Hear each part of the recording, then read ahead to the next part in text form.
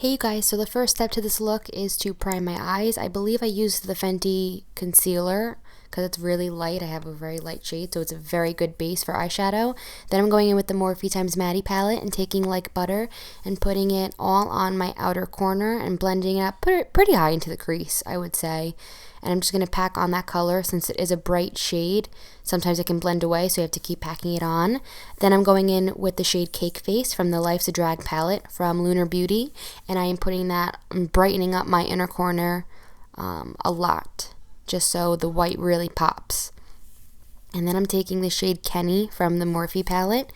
And this is a beautiful orange. These are honestly perfect shades for this look. I was so happy.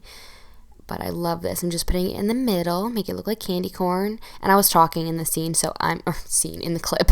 So I'm sorry about that. I have a weird face on. But that's the Too Faced Peach Perfect Foundation.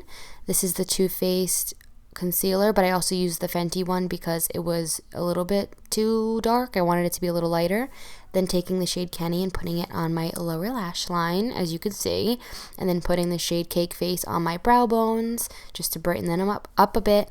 And then I'm going to curl my lashes and apply the new Huda Beauty mascara. I'm obsessed with it. I'm not 100% sure what it's called, but it's amazing. And you should always curl your lashes and then put mascara, or at least put mascara on and then put your lashes on. These are the Euphoria by Jazzy Lashes. Can keep me wild. I love them. It'll make them stick on so much better if you put mascara on first. And then this is the Black Moon Cosmetics lipstick. And that's it for the look, you guys. Hope you enjoy, and there'll be many more to come. Bye.